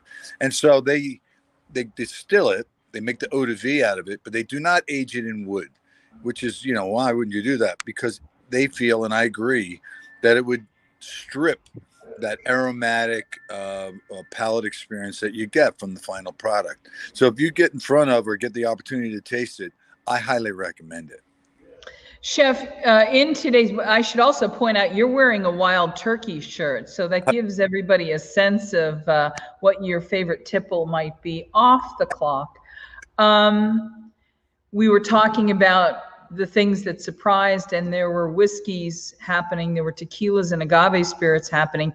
You got more of the same today, and you got to go back. What did you discover today that really told a story that you want to share with us? Today is all about packaging as well, kind of like rediscovering what you didn't get to see yesterday. And yesterday, a big standout for me was a liqueur. And it was, and when you read, they give you a brief description of what it might be going on with it. It said root beer. And as soon as I saw it, I'm like, root beer? Root beer is the weirdest thing, to be, tasting. And it turned out to be super delicious, and did not get a chance to go back today, so I'm going to make a full-on confession there. So I can't give you an up-to-date response because I got tied up doing the podcast with Al Mancini here in Las Vegas. So I blew that. So what's the next Hey, question? listen, I don't mean to put you on the spot. What I really want to understand, and again, Chef Rick Moon, and I know you met Renee Corbell Quinn yesterday in South Florida. I know you spend a lot of time in Florida. I know you're a big traveler and you're in the seafood industry in a big way. I want to make a connection between you and Renee because of the work you're doing with Forever Oceans. Would you talk a little bit about the seafood project you're involved with as, I'm going to say it again, the godfather of sustainable seafood? I get a lot of requests to be involved in projects from extremely exciting to extremely weird. You know, there's a company that's now producing tuna through a process that's I'm not exactly 100% sure of, but it's only producing the muscle. It's not producing a fish. It's not swimming. It's just like a laboratory reproduction of fish flesh, which is okay. That's the weirdest, strange end of a spectrum discussion. And is it like 3D printed or is it grown in a lab? I mean, what's the process? It's grown in a lab. It's fed, you know, obviously the proper nutrition that it needs in order to reproduce and grow. But it starts off as a DNA sample from an actual, you know, let's say bluefin tuna, and they're wondering how they could market it and et cetera. So I'm sure I signed a DNA, so I can't tell you who or anything more about it, other than just as a technology, just to kind of blow your mind, like what is that? Strange. And then Forever Oceans is a real aquaculture startup that's producing an amazing yellowfin product, not tuna, but it's well, you get it like hamachi, but it's called Kahala is their branding. They're marketing it as. It's a high quality, a yellowtail. It's amberjack is what it is, the actual fish, and it's tremendous. You know, and right now I'm waiting for samples to come from. They started in Hawaii.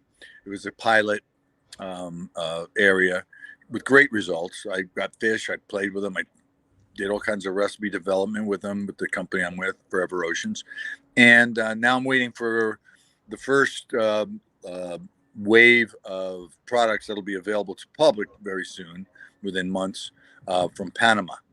So so right now I'm on sort of a stall until that happens. Will you come back and cook with us and teach me how to cook this amazing fish? It would be my pleasure. It would be my pleasure. Chef Rick Moon, and we're going to wrap this segment up of our coverage. We're getting to the 1.5 hour mark. That's where we usually like to take a break, go have some lunch, cleanse our palates, restore our spirit, and make some notes. And coming back on the other side of this, you're welcome to join us, Renee Corbell Quinn. We're probably going to take a 20-minute break. We're going to let everybody reconnoiter where they are. We're going to take you back in just a little bit, and we're going to show you some more bottles. Yeah, show me bottles. We're going to show you some more bottles. It's going to be a lot of fun. I'm Jennifer English. I'm the editor-at-large of Food and Beverage Magazine and of Proof Magazine. This is the 2021 Proof Awards. Renee Corbell Quinn, one of our monthly contributors at Proof Magazine, and Chef Rick Moonen, one of my all-time faves.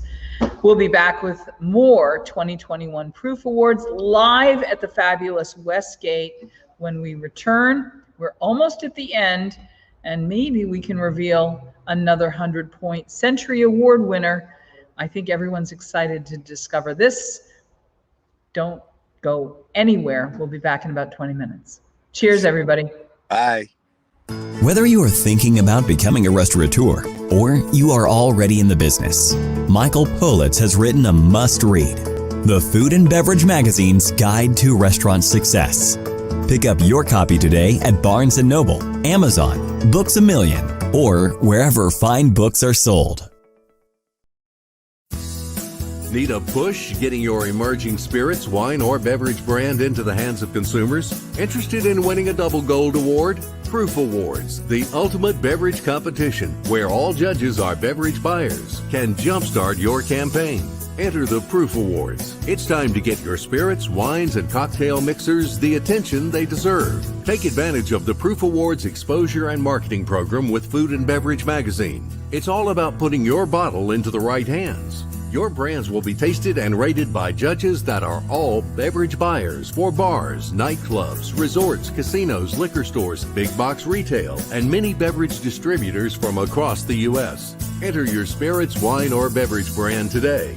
Hundreds of categories to choose from. One simple way to sign up. Visit www.proofawards.com. That's www.proofawards.com. And follow the Enter portal into our competition.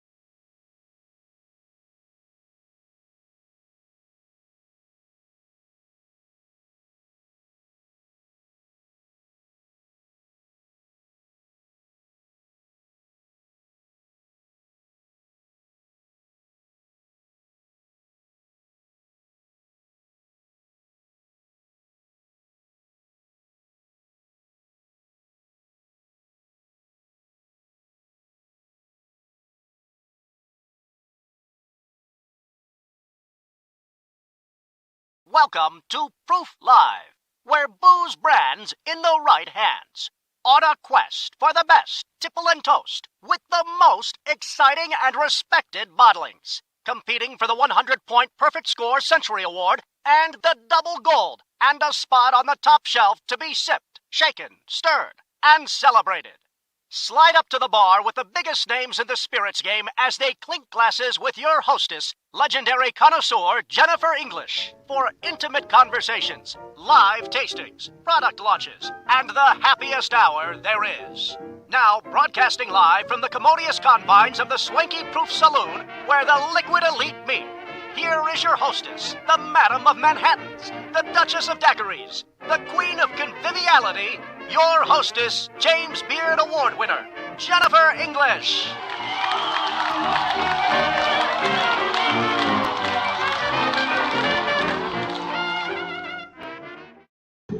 Well, we're back. This is it. One of the biggest moments of the year in the Proof Awards family and the Proof Magazine family. Hi, everybody. I'm Jennifer English, and I'm here at Copper Penny Distilling, where this kind of excitement may be the reason we all get up in the morning, and it's a little bit of gravy. But the truth is, people that are in the craft spirits and spirits industry do this because they love it. They're artists, they're artisans, and they've been making extraordinary things over the last 12 months. Over 600 entries have been sent to the Proof Awards for judging. And just who are the judges at the Proof Awards? Well, they are buyers. People who are in the industry, regularly buying for organizations such as one of my favorites, AJ's in Arizona. They have the AJ's Fine Foods Markets as well as bashes. They have some of the best programs anywhere. They do barrel picks.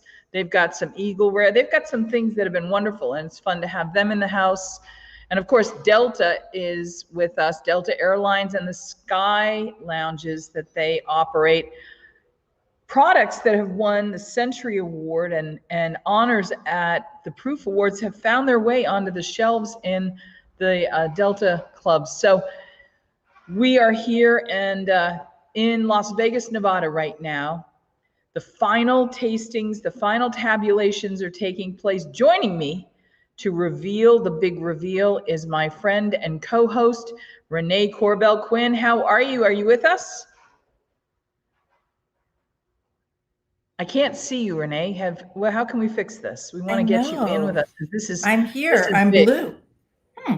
Oh, let's figure this out. I'm on the computer. I'm going to restart. I'll join you guys very soon.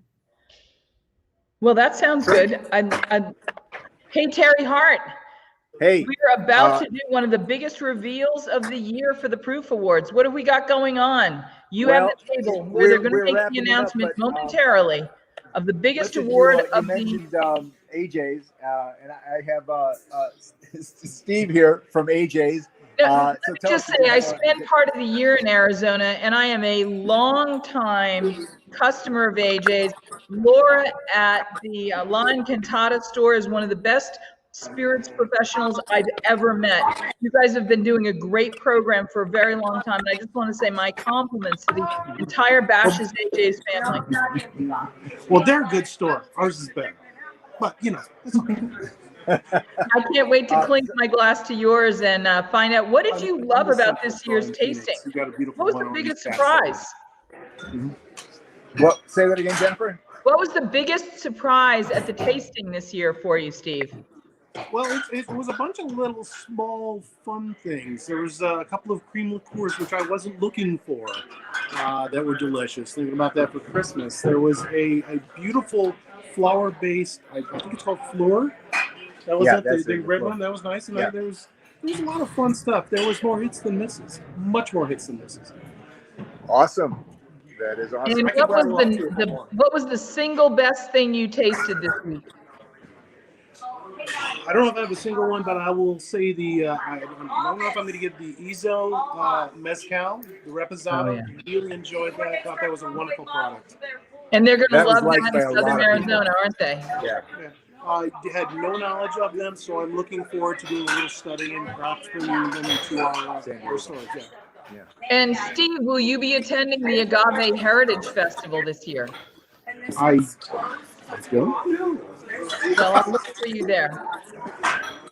So Terry, Yo. Renee Corbell Quinn and I are really eager to see the big innovation awards. And can you take us to the table and show us what? Sure. Thank you, Steve. Take care. Thanks, Steve. And so I'm going to see if I can get a shot. I'm walking through the room right now, so you see the room moving behind me. We'd love to see more bottles. Rick Moonen said more bottles, more bottles. Oh, yeah. You know, we had 6 bottles, and they pulled them all. So now let me go find Michelle really quickly. What was Brittany? Brittany, I got Jennifer on here again. And so, Hi, Jennifer. Hey, Brittany, how are you? What was the most delicious thing you tasted? Impressive thing I tasted? Well, I voted for this for innovation. Is that the one that won? That's the one innovation award. It's a sweet potato liqueur out of California, 70 What's proof. it called? It's from Corbin Cash. I think it was already a feature in the Proof magazine, if I'm not mistaken. But I'm a big fan of it. I thought it was absolutely delicious and definitely innovative. There was an Indian rum I really liked, an amaret rum. And then a couple different rums I liked. I really like this one too. These are the 2 things I'm taking home, so that'll tell you something. We have a molasses rum and a sweet potato liqueur. Wow. The thing that impressed me the most this year were the judges, to be honest with you. This is my 3rd year, and I think we had the best judging panel from a very diverse group of judges, from cruise lines to restaurants to small bars to, distributors, online retailers. So I think we really put up some good arguments for certain brands, and I think the right brands will move forward. So that's great. So that talk a little bit about Delta Airlines and why Delta is so. Why is Delta Airlines so conscientious about staying in the vanguard of best? Thanks, good to see you, buddy.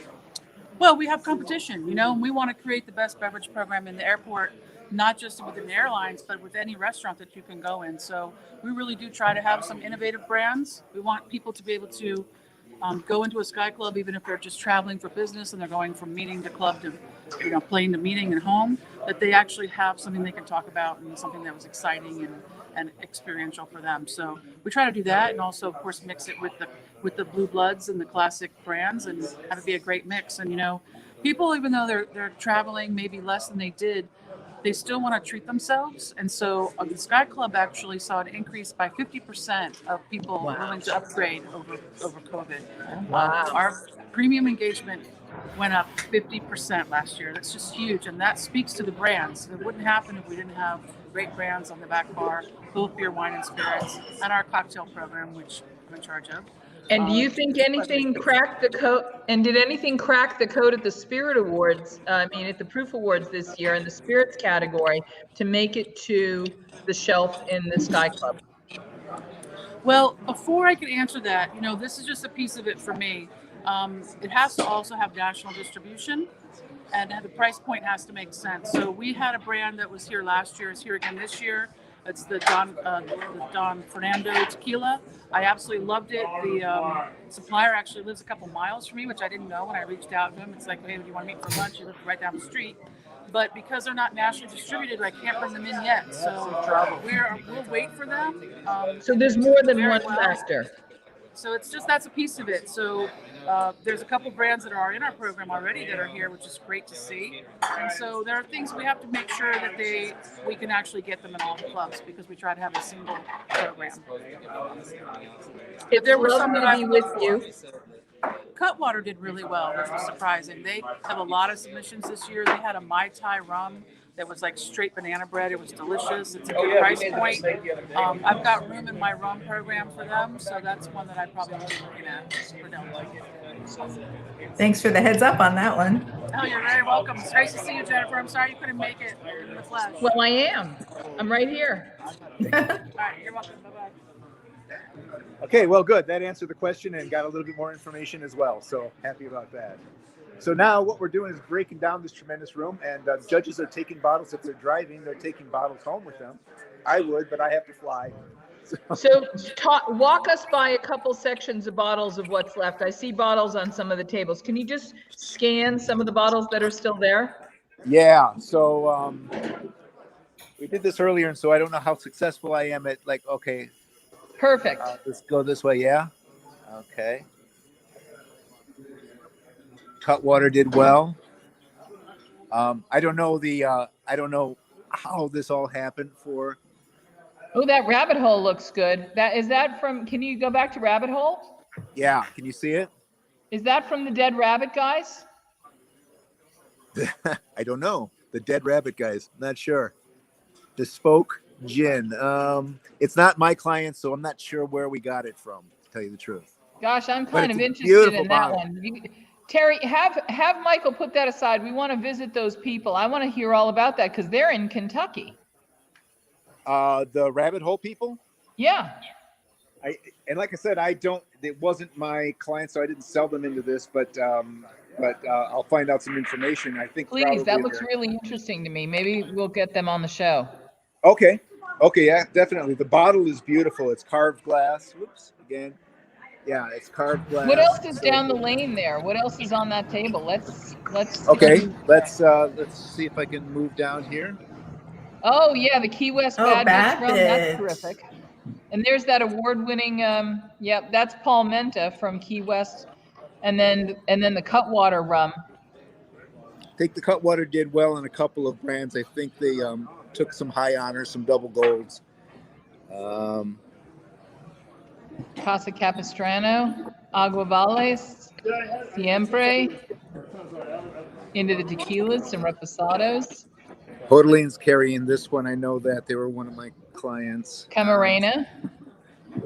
This was the Corbin Cash. Here's the other Corbin Cash entry.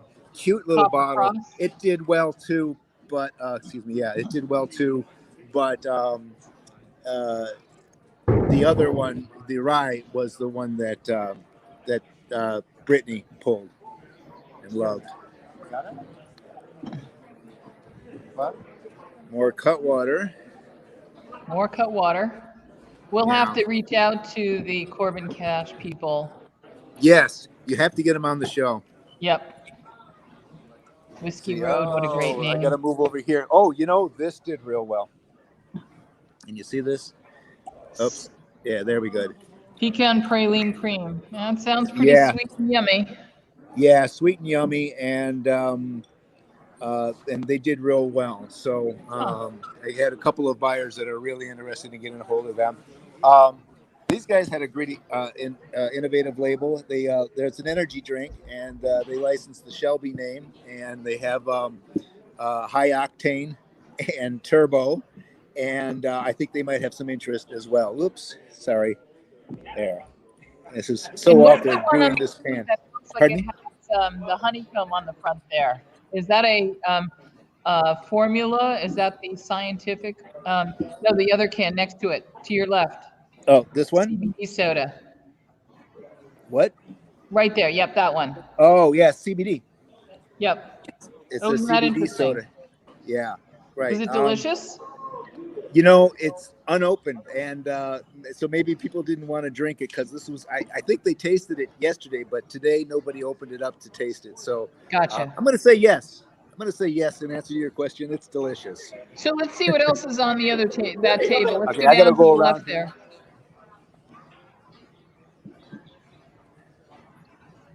So. What an interesting bottle. Yeah, like a milk bottle. Yep. So it's a vodka cream. They call it a vodka cream. So this was interesting. I don't know how well it was received, but it's an orange cream liqueur. Huh. And moving Pecan down. cream. Bird dog. Yeah, they did well last year. I don't know how they fared this year. I'm assuming really well. That Waterford looks interesting. Oh, there you go, Renee, the limousine rye. Yeah, I can't wait to try How is that. even still on the table? How is it somebody didn't grab that and take it home? Pack that up and send it to me. Yeah. Terry, let's find a way to get Renee some of that. That's fantastic. Oh, well, what were we talking about? The limousine? The one to the left there. Yeah, those two. Yeah, those two. Those are fantastic. Those out there like that. Renee, you've done such Here's an the rabbit. amazing job for us. Thank you. Thank you. Here's- Oh, look at that rabbit hole rye. Yeah. We're going to have them on the show. This is so I think interesting. so. I look forward to it. And Wow. here's the Don Fernando that Brittany was just talking about. Oh, yeah, yeah. And it's an añejo. What a beautiful bottle, though. Yeah, gorgeous. Juan, the distributor, he brings in high-end tequilas from Mexico, but as she said, they can't support the the deliverables that would be necessary to support such a big sale as Delta Sky Club. But they're on their way.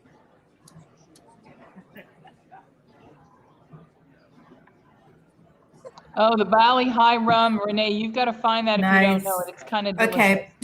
Valley High. Okay, I will. You'll get Hot this water. at your local Ralph's or wherever. Okay. Yeah. I'm in Fort Lauderdale. I'll check with my local guys. Kroger, your Kroger, whoever your Kroger is, maybe, I don't know. And these guys are out of Florida. I don't know how well they fared, but nice guy, and he's got a gin and a vodka. In fact, Jennifer, I think we got him maybe lined up to do your show. Oh, fantastic. I love that. Yeah. I'm working on a gin feature for January, so nice. Okay, good. Oh, here's his vodka. So his vodka and his gin bottle, the same, little bit different label. Kind of classy bottle. I like it. That's really handsome.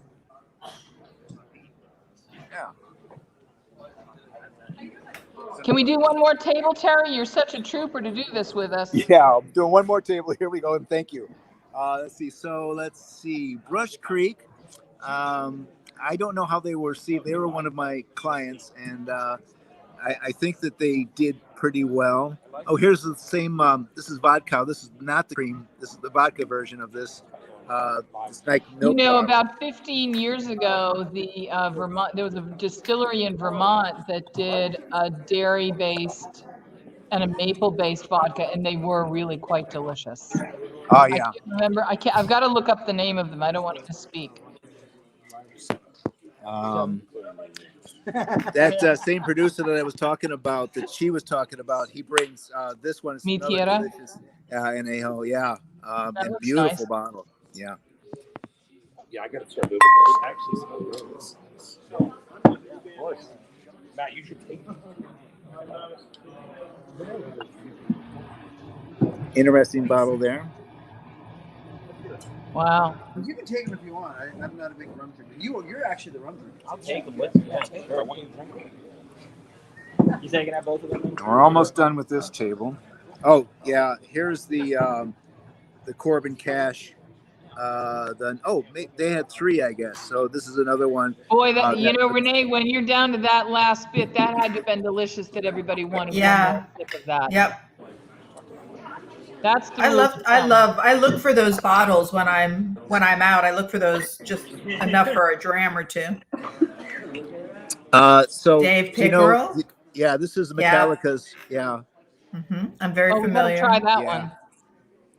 I have an original bottle. I have batch 1. Yeah, somebody took the second bottle, the black. Somebody already snagged it. So we got a lot of that going on right now. This is a beautiful bottle. This is Venemo, and nice carving on the bottle here. It's beautiful. And I think that people liked it too. I think that the juice was well received. What we got here. Oh, wait, the Pierre Ferrand is there. Terry, keep that Pierre Ferrand, please.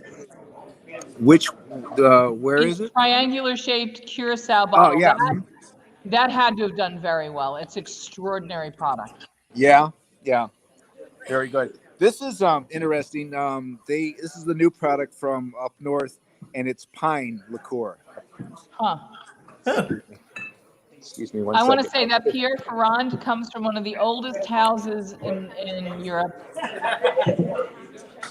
I thought this was going to smell like pine sol, but it doesn't. Pine liqueur. I didn't taste it, but and I don't know how well it did, but the bottle is interesting. I have a wonderful Oh, the absinthe nuke here. waste. How did everybody like the nuke waste? Again, I don't know anybody's results because I'm, not in on that. But Oh, wait a second. What is that called? Finocchio? Finocchio. Fido Let's check Quieto. that out. It's the original Italian recipe. I'll let you look at the label. That's going to be a fennel flavored, and I bet it's going to be delicious like anisette. Yeah. Boy, they Oh, must let me love the nuke waste. Look at how much is gone from those 2 bottles. Those are popular. hang on. Yep. Yeah, but it's not an overpowering anise. Right. It's very subtle, very, very subtle. Let's see, and that's about it. Oh, those are beautiful cans. Mm-hmm. Yeah. And what's that bottle, Terry? That's kind of interesting. Which one? Oh, The this? lemon drop bottle. Yeah. This is a Bettini. Nice company, woman-owned business. This is a really interesting bottle. They have some cans here and they have some large bottles, but this is because somebody already took them. But this is just like a sampler size. Gotcha. But it's cute. It's like a glass. I think that's what they're trying to mimic. Yeah, and it is plastic. That's plastic. So, FYI, you got to sell it fast. And Zing Zang came out with ready to drinks this year. So and that's ready to drink Manhattan. Can you turn that Manhattan bottle? No, this not is the a can, the whiskey bottle. sour. This is a whiskey sour. Next one. Oh, yeah. So that's a Manhattan. So it's Barrel Smith. You know what, Terry? Keep that aside because we're going to have them on the show. Keep that with you. We're going to have them on. We're going to have the Pierre Ferrand on. I've met the master blender for those 2, and I think it's. And then the Rock and Rye. Who produced the Rock and Rye? That's going to be a category. Crater Lake Rye, Rock and Rye. Renee, what do you think about that? I'm gonna have to look into that one. I haven't seen that. Rock and Rye.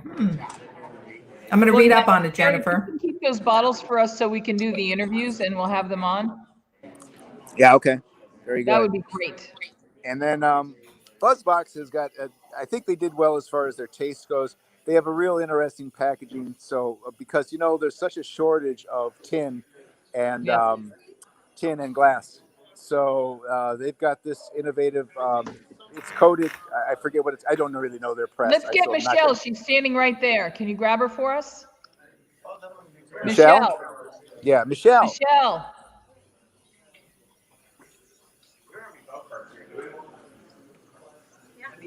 Jennifer would like a word.